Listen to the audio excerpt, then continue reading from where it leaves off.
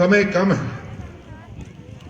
मंच पर उपस्थित हमारी सभी वरिष्ठ पदाधिकारीगण और पीछे हमारी सभी बहनें, यहां हमारी ब्लॉक प्रमुख आई थी, कहां गई बहन जी हमारी? सबसे कम उम्र की हमारी ब्लॉक प्रमुख है, जरा जोरदार ताली बजाओगे। शिवानी जी, पार्टी के हमारे सारे लोग यहां वरिष्ठ लोग बैठे हैं जिन्होंने इस चंबा में, इस टिहरी में भारतीय जनता पार्टी को और भारतीय जनसंघ को खड़ा करने का काम किया। बहनों बैठो जरा, 10 मिनट और बैठो, अभी धूप हो रही है, कोई बात नहीं, बैठो 10 मिनट। देखो भाई, ये भारतीय जनता पार्टी कोई ऐसा राजनीतिक दल नहीं है। जब ये जनसंघ भी बना तो कोई इसलिए नहीं बना कि हमने किसी को विधायक और सांसद बनाना था या हमने किसी की महत्वाकांक्षा को पूरा करना था। जब जनसंघ की स्थापना हुई थी उस समय पूरे देश के अंदर कांग्रेस का वर्चस्व था। कांग्रेस के खिलाफ बोलने की किसी की हिम्मत नहीं थी। देश की आजादी के साथ ही देश का विभाजन हो गया और वो विभाजन अपने आप नहीं किया, सत्ता के लोग, कांग्रेस के लोगों ने देश का विभाजन किया। वो इसके जिम्मेवार थे, उन्होंने देश के साथ गद्दारी की, क्योंकि देश की पार्लियामेंट के अंदर प्रस्ताव नहीं पास हुआ, देश के अंदर कहीं से कहीं तक कोई मतदान नहीं हुआ, कोई जनमत संग्रह नहीं हुआ। केवल अपनी सत्ता लोलुपता के कारण से देश के विभाजन को स्वीकार किया गया, अपने हाथ से किया, जिसके कारण से लाखों लोगों की हत्याएं हो गई, लाखों महिलाओं के साथ बलात्कार हुए, भारत माता के टुकड़े कर दिए गए। लेकिन इस देश के अंदर कोई बोलने वाला नहीं था। कांग्रेस के लोगों से मैं कहना चाहता हूं, इस देश के उस समय के 35 करोड़ लोग आजादी नहीं मना पाए, उनके चेहरे पर खुशी नहीं आ पाई, क्योंकि साथ ही साथ तुमने देश के टुकड़े कर दिए। हमारी स्थिति उस समय ऐसी थी देश के लोगों की, जैसे किसी मां के अगर बेटा हो तो ढोल नगाड़े बजने चाहिए, किसी बहन के बेटा हो तो ढोल नगाड़े बजने चाहिए। खुशी की बात है बेटा होना, लेकिन उसके बेटा होते ही माना उस मां की मौत हो जाए तो हम खुशी मनाएं या गम मनाएं, ये स्थिति हमारी उस समय 1947 में थी। और देश के विभाजन के साथ ही सबसे बड़ा दुर्भाग्य, कश्मीर को हिंदुस्तान से अलग करने का षड्यंत्र किया गया। इसलिए 1952 में डॉक्टर श्यामा प्रसाद मुखर्जी ने कांग्रेस से अलग होकर मंत्रिमंडल से इस्तीफा देकर कश्मीर में गए, जिस कश्मीर में घुसने पर प्रतिबंध था, और उनको पकड़ लिया गया और जेल में बंद करके उनकी हत्या कर दी गई। पंडित दीनदयाल उपाध्याय की लाश मुगल सराय स्टेशन, जिसका नाम है पंडित दीनदयाल उपाध्याय स्टेशन है, वहां पर रेल की पटरी पर पड़ी मिली। भारतीय जनता जनसंघ ने लड़ाई लड़ी, संघर्ष किया। अटल बिहारी वाजपेयी युवा, कब किसी ने सोचा था वो प्रधानमंत्री बनेंगे।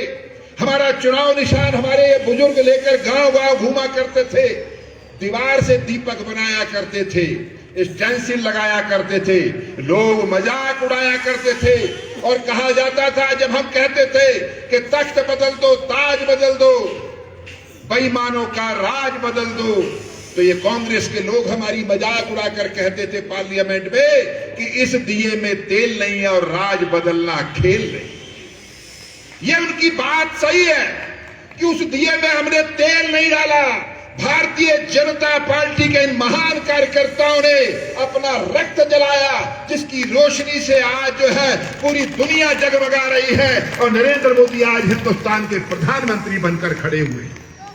पार्टी के कार्यकर्ताओं ने संघर्ष करके पार्टी को यहां तक पहुंचाने का काम किया है। हमारे लिए सत्ता नहीं है सब कुछ। लंबे संघर्ष के बाद 1975 में आपातकाल लगा दिया, हमारे लाखों कार्यकर्ताओं को उठा के जेल में डाल दिया गया, कार्यकर्ताओं के नाखून खींच लिए गए, जनता पार्टी बनी, जनता पार्टी में हम सम्मिलित हो गए और ज्यादा दिन तक वो सरकार नहीं चली और 1980 में भारतीय जनता पार्टी बनी। कार्यकर्ता बंधु और भाई और बहनों, मैं आपको बताना चाहता हूं, 1984 में जब लोकसभा का चुनाव हुआ केवल हम 2 ही सीटें जो हैं, केवल 2 ही सीटें जो है हमें पूरी लोकसभा में प्राप्त हुई पूरे देश में। कांग्रेस के लोग पार्लियामेंट में हमारी मजाक उड़ाते थे, बोले इस पार्टी का तो परिवार नियोजन हो गया, हम 2 हमारे 2। यह स्थिति हो गई। अटल बिहारी वाजपेयी ग्वालियर से चुनाव हार गए, लोगों ने कहा भारतीय जनता पार्टी खत्म हो गई, लेकिन हमारे इन कार्यकर्ताओं ने अपने परिश्रम और पराक्रम से पार्टी को खड़ा किया और 5 साल के बाद जब लोकसभा का चुनाव हुआ तो 1989 में 89 में 75 से ज्यादा सांसद जीत के हमारे पार्लियामेंट के अंदर पहुंच गए और 1991 में 100 से ज्यादा सांसद हमारे जीतकर पहुंचे पार्लियामेंट में। मैं आप लोगों से निवेदन करने के लिए आया हूं कि भारतीय जनता पार्टी को दल नहीं, एक विचारधारा, एक सोच है जिसके लिए केवल और केवल देश है, इसके अलावा और कुछ नहीं है। नरेंद्र मोदी के पिताजी प्रधानमंत्री नहीं थे, वो नरेंद्र मोदी भी हमारी तरह एक कार्यकर्ता थे। उन्होंने भी दीवारों पर पोस्टर चिपकाने का काम किया, दीवार लेखन करने का काम किया और आज वो देश के प्रधानमंत्री। लेकिन मैं कहना चाहता हूं कि आज से 7 साल पहले देश चौराहे पर खड़ा हुआ था। देश की सीमाएं, जो वहां जवान खड़े हुए थे उनके पास हथियार नहीं थे, खाली हाथ खड़े थे। 25 साल से कोई हथियार नहीं खरीदे गए और अगर खरीदे गए तो उसमें कमीशन खाने का काम हुआ। लेकिन नरेंद्र मोदी ने देश का प्रधानमंत्री बनके उन्होंने लोगों के दर्द को समझा। जो पहला 2014 के चुनाव से पहले कांग्रेस का अधिवेशन हुआ दिल्ली में, उस समय राहुल गांधी जी उठकर खड़े हो गए बीच में से और मनमोहन सिंह जी से बोले, मैं आपसे निवेदन कर रहा हूं कि हमें साल भर में 8 सिलेंडर मिलते हैं, आपसे निवेदन कर रहा हूं आप हमारे बढ़ाकर सिलेंडर 12 कर दें, हर महीने हमें 1 सिलेंडर और दें। ताज्जुब की बात है, देश में 70 सालों के बाद कांग्रेस का बनने वाला प्रधानमंत्री 4 सिलेंडरों की बात करता है। और हमारी बहनें जो है ये रात को 3 बजे लाइन में लग जाती थी कि सुबह गैस का ट्रक आएगा और मुझे सिलेंडर मिलेगा। और गांव के लोग तो सोच भी नहीं सकते थे उन्हें गैस का कनेक्शन मिलेगा। लेकिन नरेंद्र मोदी जिस दिन प्रधानमंत्री बने उसके बाद सबसे पहला काम किया, इन हमारी माताओं बहनों के दुख दर्द को दूर करने का काम किया। उज्ज्वला योजना चलाई, लोगों को बुला बुलाकर लोगों को कहा कि सिलेंडर ले लो भाई, और बड़े बड़े आयोजन हुए और लोगों को मुफ्त में गैस सिलेंडर और चूल्हा दिया गया और जिससे लोगों को जीवन जो आसान हुआ। आप सोचकर देखिए 70 सालों में इस देश में कोई अपना बैंक का खाता नहीं खोल सकता था। गांव का गरीब आदमी, हमारी बहन कोई खाता नहीं खोल सकती थी, बैंक मैनेजर के पास जाते थे तो उसके हमारे यहां डीसीपी के अध्यक्ष बैठे, क्यों भाई ऐसा ही होता था, समझे, अध्यक्ष जी बैठे, बैंक ये जानते हैं और आप सब जानते हैं। बैंक मैनेजर के पास आदमी जाता था, बोले भाई मुझे खाता खोलना है, वो फार्म रखता था, फार्म भरता था, अब वो उससे कहता था कि बेटा जाओ उन 2 लोगों के इस पे दस्तखत करा के लाओ जिनके इस बैंक में अकाउंट है, जो तुम्हारी गारंटी दे सके। अरे इस गरीब आदमी की कौन गारंटी देगा इस देश में भाई। लेकिन नरेंद्र मोदी ने हिंदुस्तान के सारे बैंक मैनेजरों को चिट्ठी लिखकर कहा कि जहां पर गारंटर का नाम लिखा उस पर नरेंद्र मोदी का नाम लिख दो। आज से इनका गारंटर, गरीबों का गारंटर नरेंद्र मोदी है, आपका गारंटर बनकर खड़ा हो गया और देश में 55 करोड़ से ज्यादा खाते एक ही झटके में खुल गए। और जो लोग कहते थे कि इन बैंकों में पैसा कौन जमा करेगा, गरीब का पैसा नहीं, के पास पैसा नहीं है, उस गरीब की इतनी ताकत उन खातों के अंदर, पिछले साल का रिकॉर्ड अब तो ज्यादा हो गया, 55,000 करोड़ रुपया हमारे गरीबों ने और मजदूरों ने उन खातों में जमा किया, 55,000 करोड़ रुपया। और जब कोरोना आया इन्हीं बहनों के खाते में नरेंद्र मोदी ने इनके दर्द को समझा, 500-500 रुपए 3-3 बार उन 55 करोड़ खातों में डालने का काम किया। जो राजीव गांधी कहते थे कि मैं 1 रुपया भेजता हूं 15 पैसे पहुंचते गांव के अंदर, नरेंद्र मोदी ने कहा 500 भेज रहा हूं, अगर 499 भी पहुंचे तो 1 रुपया खाने वाले की खैर नहीं होगी, 500 के 500 पहुंचे। आज जब किसान के खाते में, गांव का जो छोटा गरीब किसान है, वो बेचारा असमर्थ किसान है। मत कहो भाई जाने तो जाने दो, कोई बात नहीं, मत रोको, जाने दो उनको, कोई बात नहीं, उनको जल्दी होगी जाने की।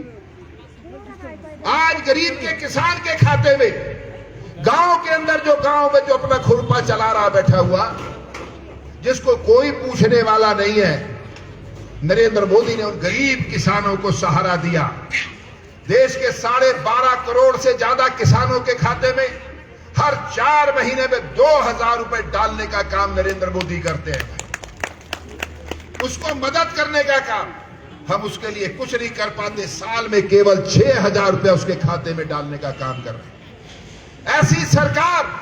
और दूसरी तरफ उत्तराखंड के अंदर जब ये राज्य बनाने का संघर्ष चल रहा था, 1995 में आंदोलन हुआ, आप सब लोगों ने संघर्ष किया, मैं भी गाजीपुर जेल में बंद रहा 14 दिन तक, और हम लोगों ने लड़ाई लड़ी।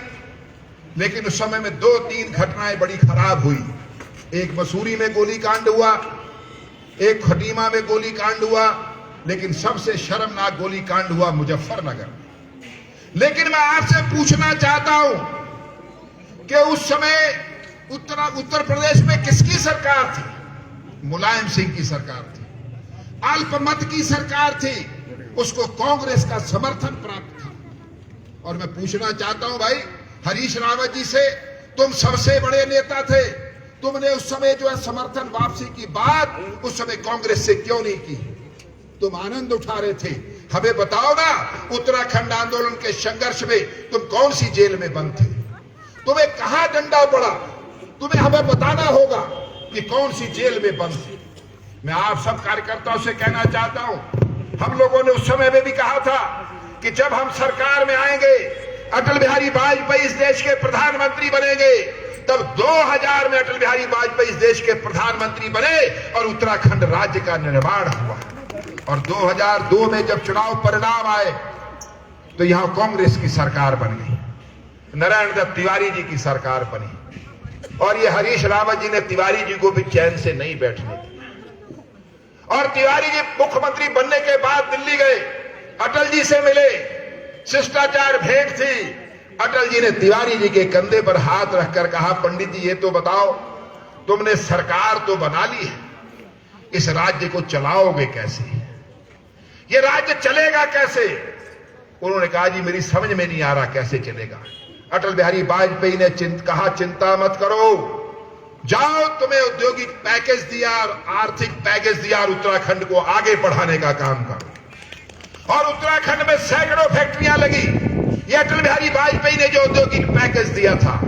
लेकिन मैं हरीश रावत जी से पूछता हूं, प्रीतम सिंह जी बताएं भाई, जब हमारा औद्योगिक पैकेज यहां आ गया और हमको एक औद्योगिक पैकेज मिल गया और तय सालों के लिए मिल गया, और हमारे यहां लगभग 200, 300, 400 फैक्ट्रियां लग गई, लाखों लोगों को जो है रोजगार मिलने लगा। और लेकिन जब फैक्ट्रियों को पहाड़ पर चढ़ने का नंबर आया तो इस मनमोहन सिंह की सरकार ने हमारा औद्योगिक पैकेज और आर्थिक पैकेज खत्म कर दिया और बीच में खत्म कर दिया। 7,000 फैक्ट्रियां लगी।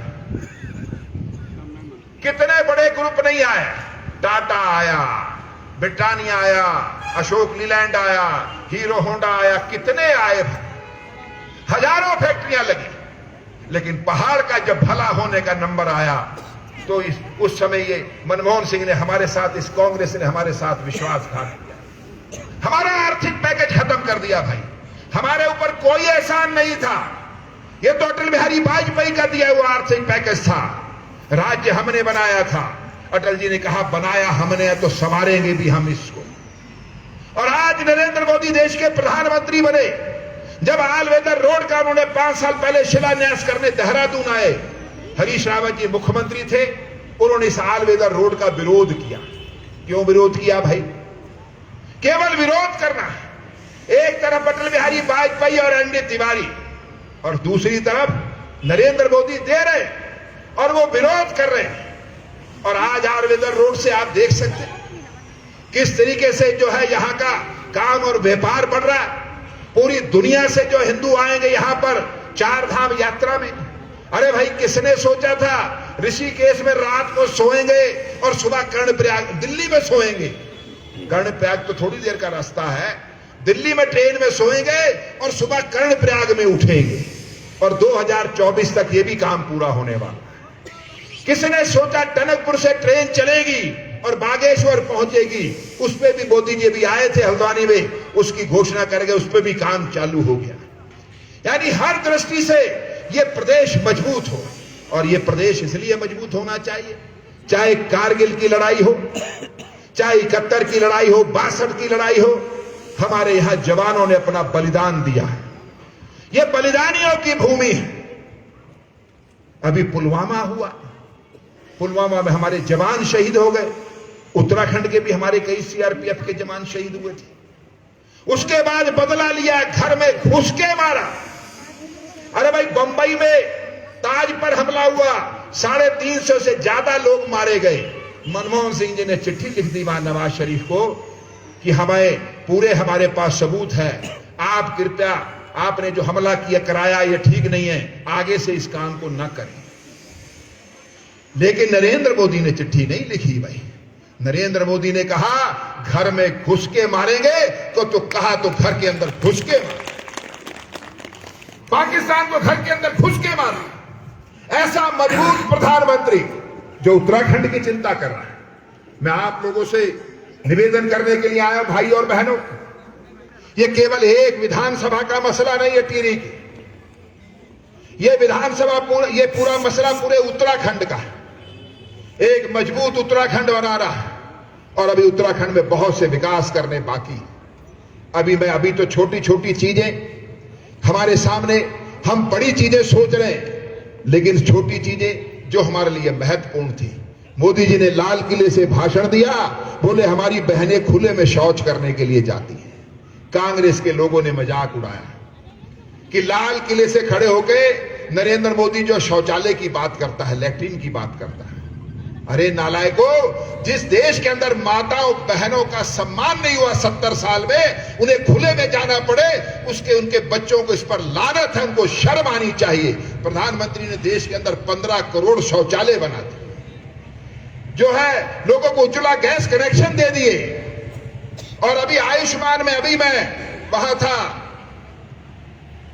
नरेंद्र नगर विधानसभा में, वहां भाषण दे रहा था, तो वहां के जो हमारे नगर पालिका के अध्यक्ष हैं मुनि की रेती के, उन्होंने कहा उनकी पत्नी वहां एडमिट है, हालत सीरियस थी। करे मैं गया था तो उनके शायद बालक बच्चा होने वाला था। तो उसने कहा, जब मैं वहां गया तो मुझे डॉक्टर ने बताया कि यहां पर 600 बच्चे जो हैं वो उसमें रखे हुए हैं, जो क्या कहते हैं उसमें, क्या कहते हैं उसको, हाँ मुझे तो कहना भी नहीं आ रहा है, कि जिनकी हालत जो है ठीक नहीं है। लेकिन 600 के 600 बच्चे जो हैं वो आयुष्मान योजना में है, उनके ऊपर कोई पैसा किसी का नहीं लग रहा, सब लोग आयुष्मान में अपना इलाज करा रहे हैं। 4 लाख से ज्यादा लोगों का आयुष्मान में इलाज हो गया। 595 करोड़ रुपया से ज्यादा सरकार ने दिया है ताकि प्राइवेट में इलाज कराओ। लोग कहते हैं कि साहब सरकारी अस्पताल, इसकी जिम्मेवारी किसकी है? इसकी जिम्मेवारी भी हमारी है। लेकिन मैं आज से पूछना चाहता हूं कांग्रेस के लोगों से, भाई एक डॉक्टर को बनने में 7 साल लगते हैं, एमबीबीएस करने में, स्पेशलाइजेशन करे तो उसको 10 साल लग जाते हैं। कितने मेडिकल कॉलेज खोले तुमने? ये एम्स भी जो है अटल बिहारी वाजपेयी ने दिया उत्तराखंड को, सुषमा स्वराज जी आकर इसका जो शिलान्यास करके गई थी। और आज जो है 4-4 मेडिकल कॉलेज नरेंद्र मोदी ने दे दिए। पिथौरागढ़ में मेडिकल कॉलेज खुलेगा, डॉक्टर तैयार होंगे, सरकारी अस्पतालों में आए। रुद्रपुर में डॉक्टर तैयार होंगे, वहां मेडिकल कॉलेज खुल गया। आपका यहां हरिद्वार में मेडिकल कॉलेज खुल गया, अल्मोड़ा में मेडिकल कॉलेज खुल गया। सब में इस साल बच्चों के एडमिशन हो जाएंगे। अरे अस्पतालों में तो इलाज डॉक्टर ही करेंगे ना, और मेडिकल कॉलेज आप खोलोगे। ऐसी चिंता करने का काम नरेंद्र मोदी ने किया। कोरोना आया, आप मजाक उड़ाने के लिए खड़े हो गए कि अब क्या करोगे, वैक्सीन कहां से लाओगे, दुनिया का कोई देश तुम्हें वैक्सीन नहीं देगा। नरेंद्र मोदी ने कहा चिंता की कोई बात नहीं। उन्होंने वैज्ञानिकों का आह्वान किया, वैज्ञानिक हमारे लग गए, उनके लिए जोरदार तालियां बजाएं जिन वैज्ञानिकों ने जो है वैक्सीन बनाई। पूरी दुनिया ने दांतों तले उंगली दबा ली जब हिंदुस्तान में 150 करोड़ लोगों को वैक्सीन लगाने का काम, और वो भी मुफ्त में काम कर दिया गया। ये काम अगर कोई कर सकता तो नरेंद्र मोदी कर सकता, लोगों की जान बचाने का। हमने हर क्षेत्र में काम किया, लेकिन अभी बहुत कुछ करना बाकी है। मैं आप लोगों से कहने के लिए आया हूं भाइयों और बहनों, उत्तराखंड में हमारी सरकार बनेगी, लेकिन इस टिहरी विधानसभा के बगैर उत्तराखंड में हमारी सरकार नहीं बनेगी। हमको पहली सीट ये चाहिए, ये सीट हमको मिलनी चाहिए। किशोर उपाध्याय जैसे हमारे जो ऐसे नेता जिन्होंने भारतीय जनता पार्टी में आए, वो हमारे परिवार में सम्मिलित आए, लेकिन किशोर जी एक बात समझ लीजिए, ये वन वे है, इसमें आने का रास्ता है, जाने का रास्ता इसमें नहीं है। हमने आपको अपने दिलों में बिठाया, हमने आपको अपनी आत्मा में बसाया। कांग्रेस के अंदर आपने काम किया होगा।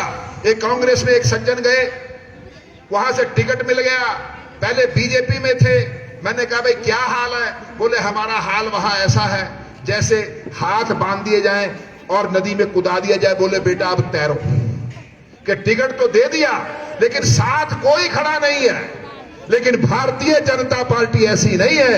ये भारतीय जनता पार्टी के ये जो सैकड़ों कार्यकर्ता यहां पर बैठे हुए हैं, आपको कहीं से कहीं तक आपकी पीठ नहीं लगने देंगे, आपका हाथ पकड़कर आपको जीत तक ले जाने का काम करेंगे। ये सम्मान के भूखे हैं, इनको और कुछ नहीं चाहिए। ये भावना से जीने वाले लोग हैं, इनको कुछ नहीं चाहिए। बस ये चाहिए कि जो भारतीय जनता पार्टी का संकल्प है कि सबसे पहले देश, उसके बाद पार्टी, उसके बाद मैं, इस भाव के साथ आप हमारे साथ जुड़े हैं। और निश्चित रूप से सारे कार्यकर्ता एक साथ जुड़ जाओ, क्योंकि किशोर उपाध्याय जी की भी अपनी एक प्रामाणिकता है, उनकी भी अपनी एक प्रतिष्ठा है, किशोर उपाध्याय का भी एक अपना कैरेक्टर है। और मैं समझता हूं कि उनकी प्रतिष्ठा और उनका कैरेक्टर और भारतीय जनता पार्टी के कार्यकर्ता मिलकर इस विधानसभा से इनको जिताएंगे।